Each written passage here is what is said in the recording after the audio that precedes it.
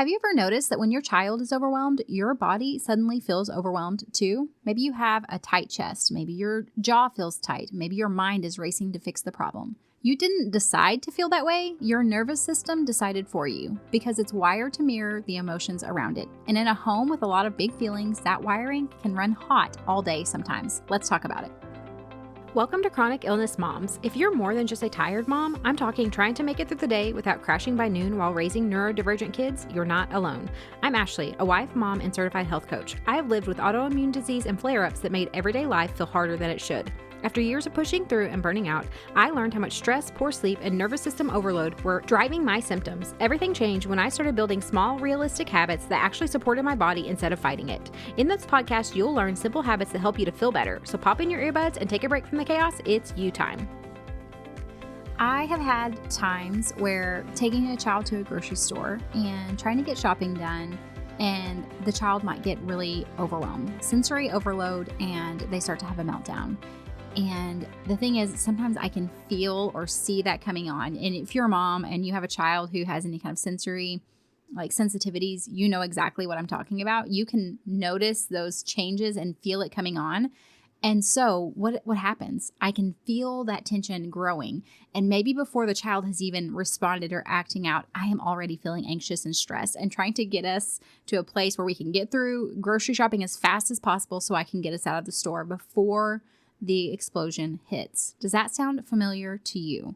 It's one of those moments where, before I said a word, before the child really had even completely and fully responded or reacted, my body was already tensing up. I was already prepared and trying to problem solve. And today we're going to talk about why your nervous system will absorb your child's stress, what co-regulation can actually mean from the inside, and then a 30-second move that you can use the next time their big feelings are impacting you and your body. Okay, so first and foremost, I want to say that our brains are wired to track the emotional state of the people around us. A few examples of this would be you yawning whenever someone else yawns. You might also feel tension when someone who is stressed walks into the room. You might notice that a calm voice will calm you down. It is because your nervous system is reading the room, whether you want it to or not. So we know that everyone's nervous system will mirror the emotions around it. Your kids are borrowing regulation from you. So your children don't come with this fully online developed nervous system. They borrow yours. They're reading your tone, your face, your shoulders, your breathing. Are you breathing at a rapid pace? Are you taking calming, deep breaths? Long before you're saying anything, before they're even able to understand your words, they are picking up on it. That's why, whenever even infants, when the mom is stressed, a lot of times the baby will also be stressed because they are reading on your body signals. And this can matter even more for kids who are taking in a lot of signals. So this would be kids who are potentially neurodivergent, who are anxious, more highly sensitive, because their systems are often processing more than another child's might be at any given moment. Which means that the fastest path to helping your child to be able to calm down is not usually what you say, even though we really want it to be. We think if we can stay calm in our tone, and I've been like this as well, where I think, okay, if I can speak calmly and I can and calmly say what I need to say and get through to them, that's going to help them to calm down. But that is not actually the case, and I have noticed this time and time again, and I still have to remind myself of this sometimes. It is actually, if I can be calm in my body, that is what my nervous system, but then also my cues are telling my child is if I'm calm, my child will pick up on that. It doesn't matter the words I say. It is what am I actually feeling and experiencing in my body right now. And that is why it can feel really draining, because your body naturally is going to react to stress with stress. If your child is having a hard time, if your child is upset, if your kids are fighting with each other while you're driving down the road, your natural inclination is to feel stress. And that's a completely normal response. Your heart rate increases, your muscles tighten up. You have this urgency to fix the problem because we want to come back to that place, overcome the problem. We want to come back to that place of really rest and digest.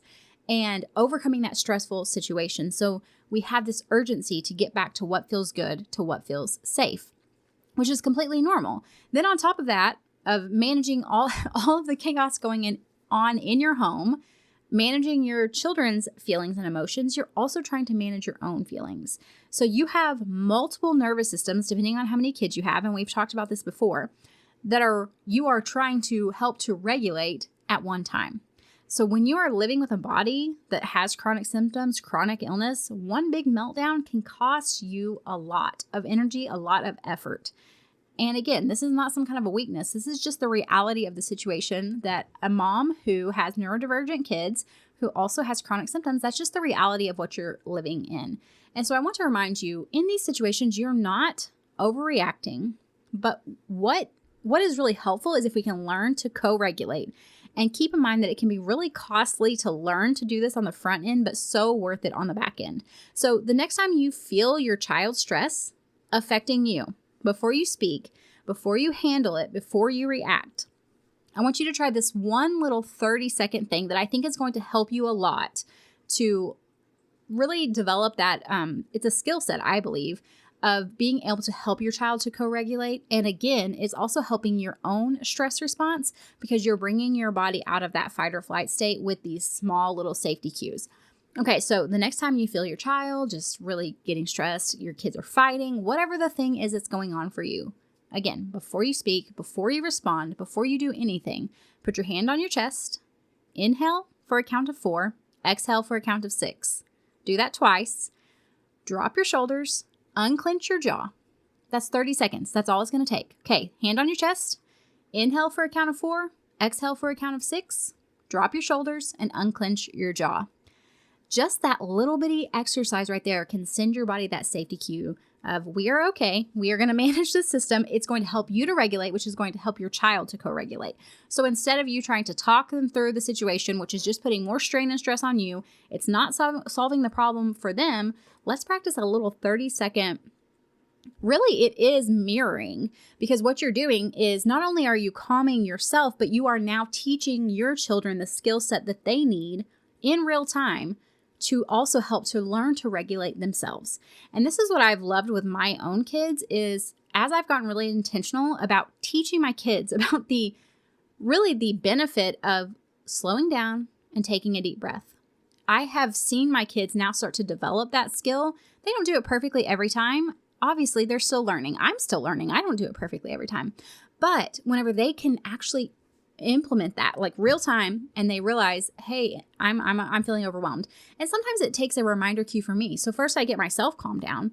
And then I say, hey, I think you're feeling a little overwhelmed. Can we take a couple of deep breaths? And I will do it with them. And it's so interesting because I am showing them, I'm mirroring back that calm to them that I want them to have while also calming myself at the same time.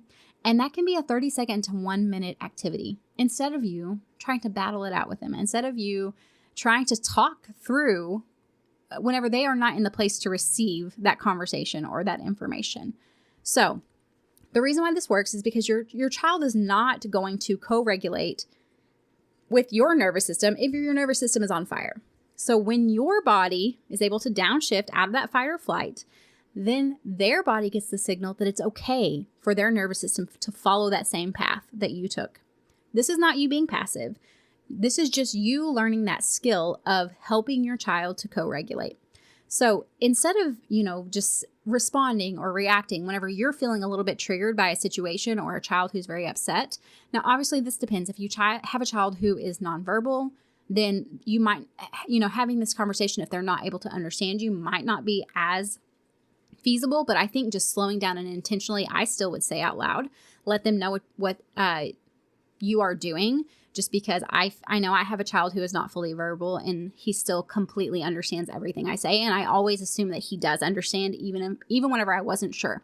So here's something you can do. When that situation comes up, just say, give me 1 second.